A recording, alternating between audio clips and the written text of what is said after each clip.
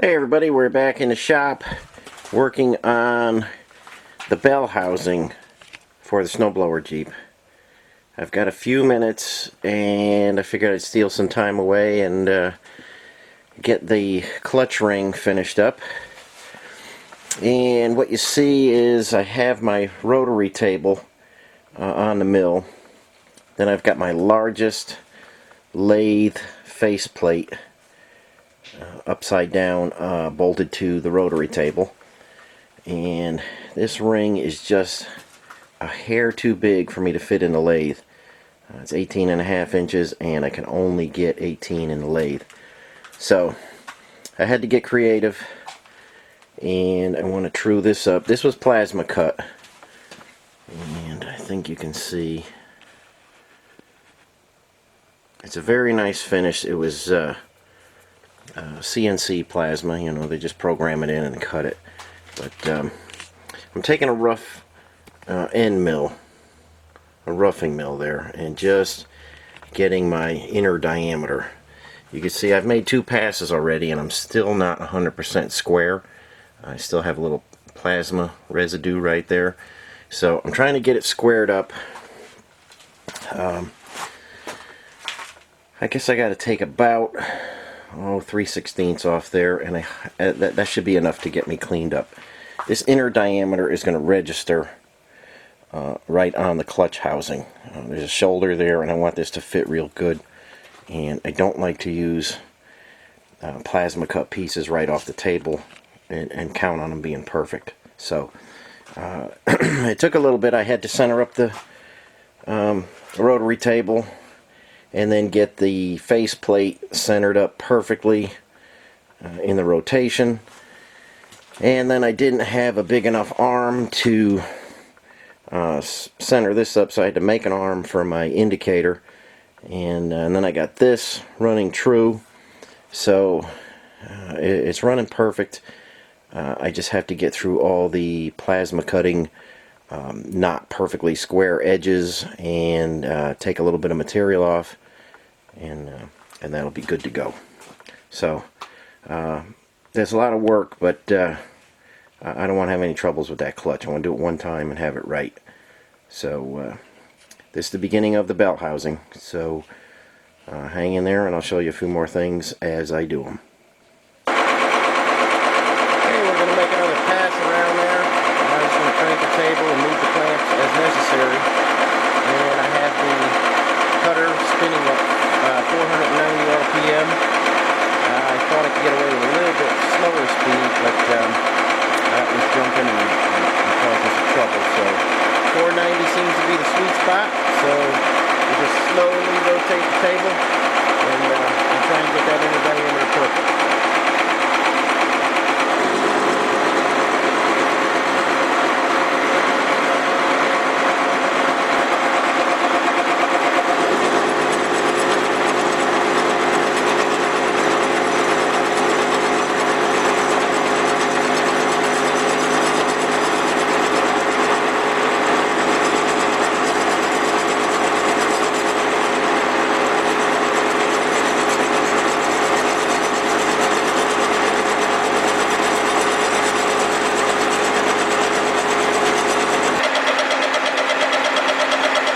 Guys, I switched out the end mills.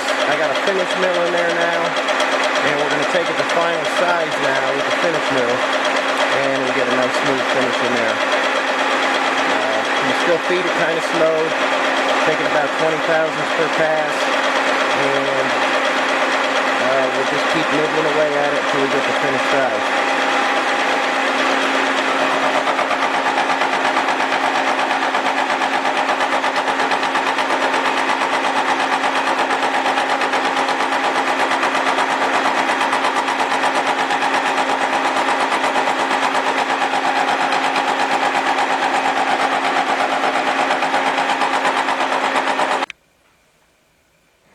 Okay, here is our finished ring, and this is some 3/4 inch material here. If I didn't tell you before, I wanted it to be thick enough so the 3/8 bolts, I believe there's 12 of them that go around the diameter. I wanted it to be thick enough to hold the 3/8 bolts good, and give the bell housing some rigidity.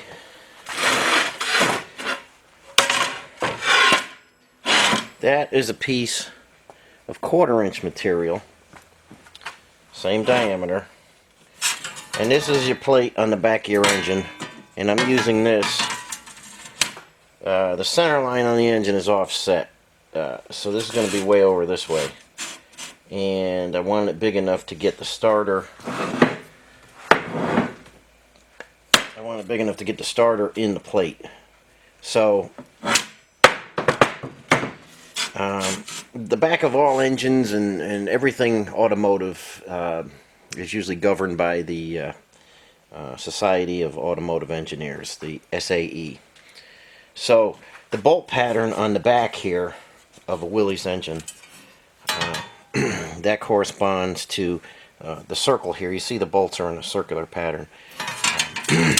That corresponds to SAE number 5. And that's just how it is. All engines have an SAE number. And we're adapting to an SAE number 4, which is bigger. I was able to get some photos of a bell housing that came off of a Willys powered Hobart welder.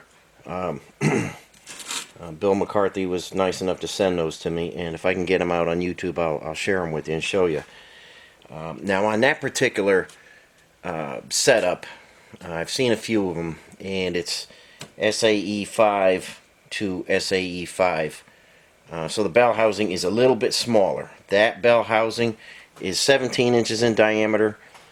We are going to a number 4, so I had to make it 18.5 inches in diameter. I probably could have got away with 18, but the starter would have been out a little bit, and I would have had to have a hump in the bell housing, and I want a completely round one. It's just easier because when I go and I roll, I'm going to roll some 1/4 inch around these, and there'll be, I don't know, somewhere between a 4 and 5 inch space there. So I have to roll some 1/4 inch plate, and once I figure out the width this is going to be, and I will get this whole thing welded up.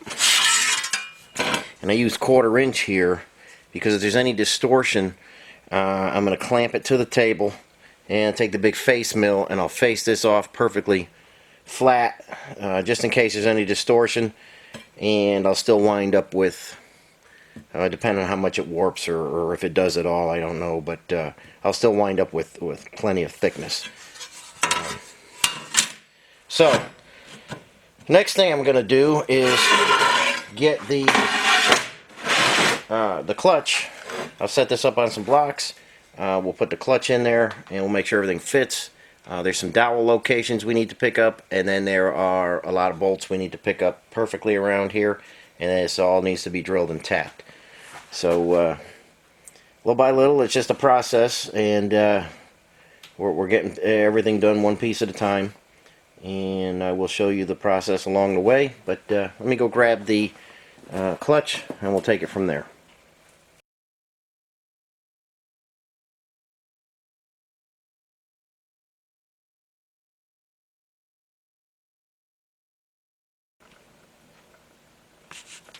Okay, here we are.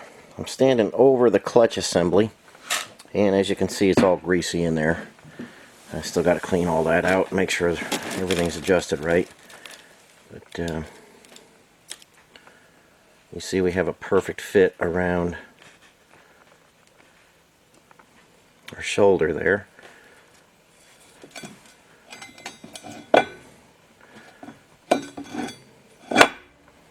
It flaps on real nice. It's not super tight. We don't want to fight with that, but we don't have any side to side or any movement in there, so that's a good fit there. Now I've got to flip it back over the other way, transfer all the holes, drill and tap those, and that'll be 1/2 of the bell housing. And then we're going to move on to this guy and get that cut out. and we'll figure out exactly where that goes. It's getting time to start putting the engine together and let the crank stick out, and as that happens I'll show you. But we'll get this ring done first, then we'll move on to this particular plate here. So hang in there, and I'll show you what's happening as it happens. Okay guys, we're going to pick up all our holes here with the center drill. And we're going to go down with the center drill first, and then come back with the correct tap size drill. I got it indicated on the rotary table again, and we'll just keep spinning around and getting our locations marked.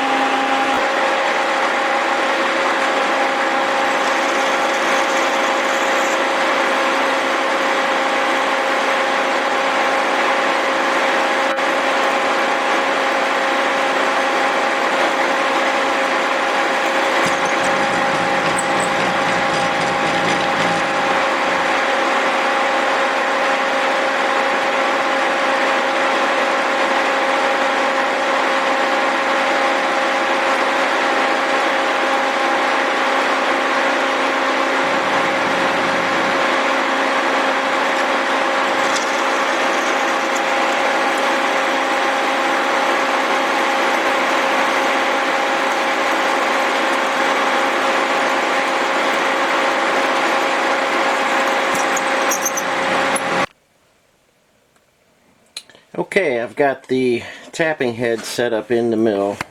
I think you can get a shot of it there. And it's a perfect thing to use for holes like this. Being in the mill, the holes are going to be perfectly straight. And a lot of people ask me why I even have a tapping head, but they are super useful.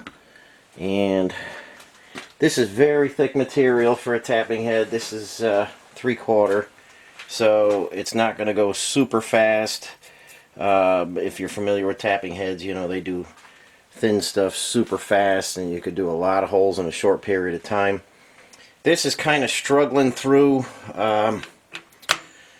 It's slow, but it's much faster and more accurate than by hand. So it's just a lot of material to get through, and we're going to turn the machine on. And it's not a perfect example of how these work. They do work very well, but this 3/4 plate is a little tough, so you'll see it struggle through there. But much faster and much more accurate than doing it by hand.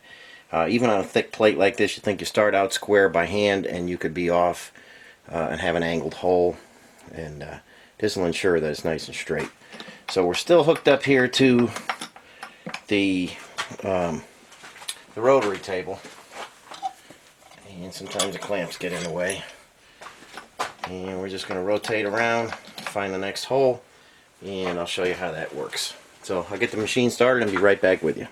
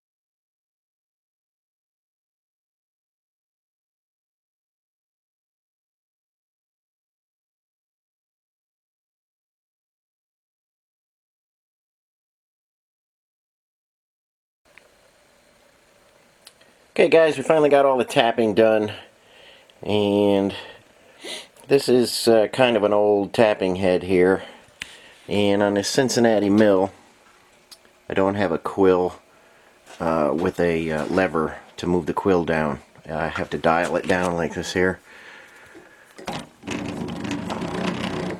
So that's not the most ideal way to tap because you can't have a nice fluid motion like you can with a handle. So you heard it kind of chattering on the way up because I just couldn't keep up with it with the handle.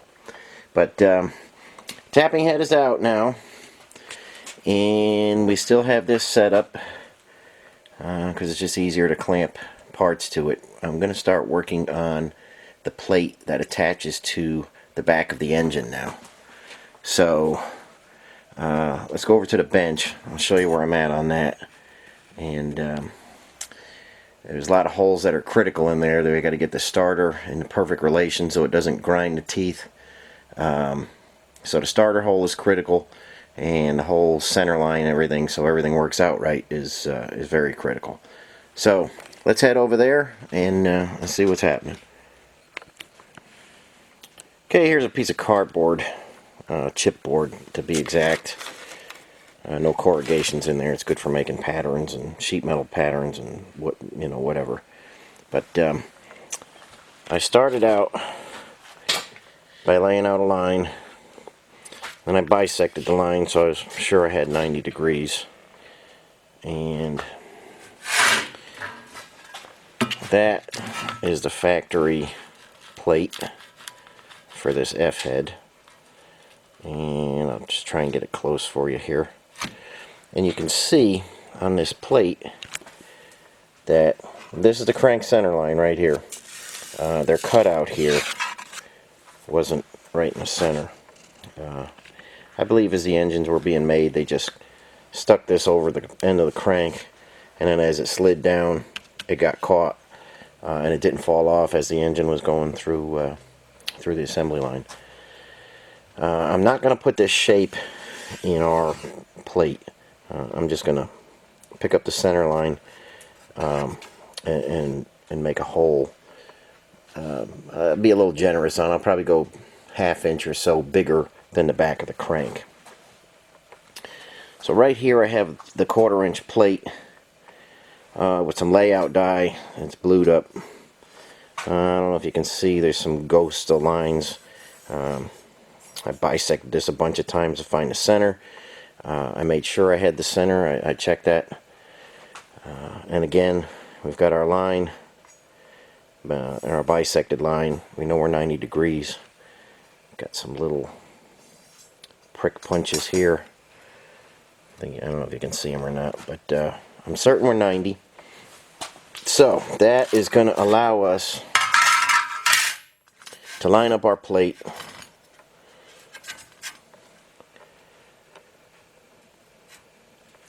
Now I'll use this and I'll carefully mark out every hole. We're going to be using these 2 top ones and your 2 on that side, 1 on that side. So only going to be 4 bolts. This one's out in midair. This one doesn't hit anything.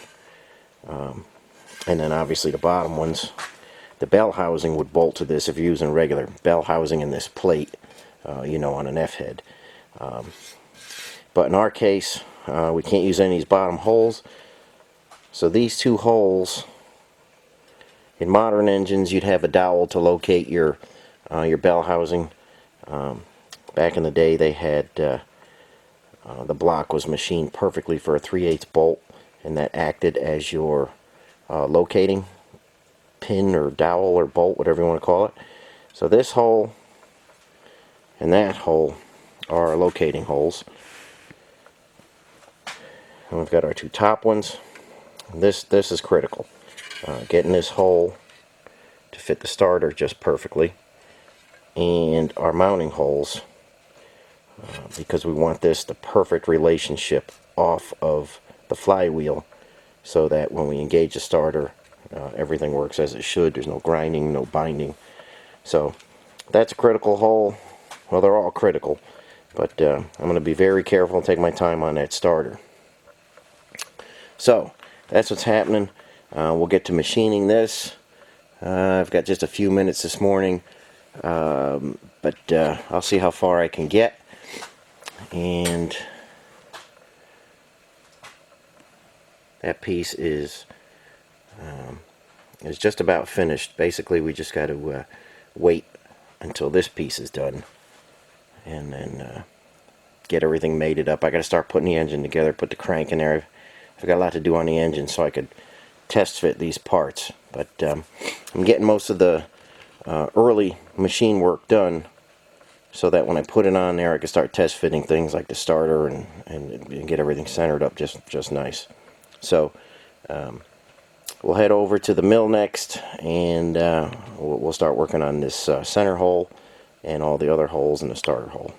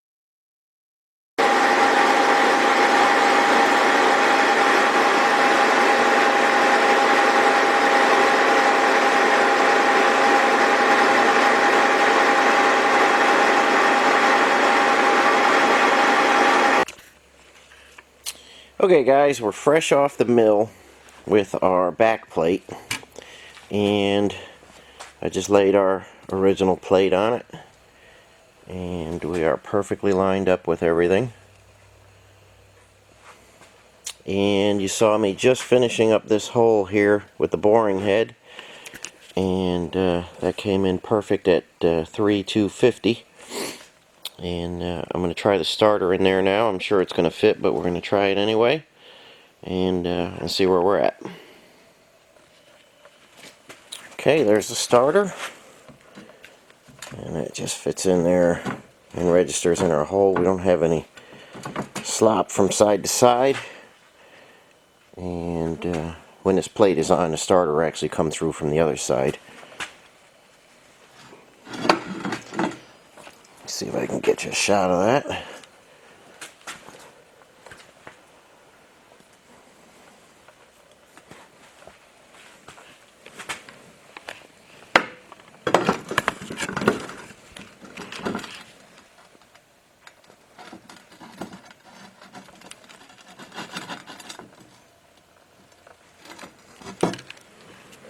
Okay, a little awkward with the camera, but you get the idea.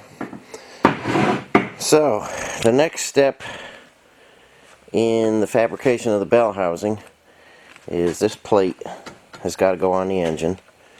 I have to put the crank in, get the flywheel on there, put the plate on. Well, put the plate on, then the flywheel, and then we'll see what everything looks like. Then we will take the clutch and put the bearing into the flywheel, and then we will measure for the width of our piece that we need to roll, and we'll just take some measurements, get everything rolled up, get that welded up, and then like I say, this is still 1/4 inch thick, and if we get any twisting or warping, I can just glide over that with the with a face mill and get that perfectly flat. And you remember that particular piece is 3/4 of an inch thick, so we've got plenty of room to get this, you know, perfect.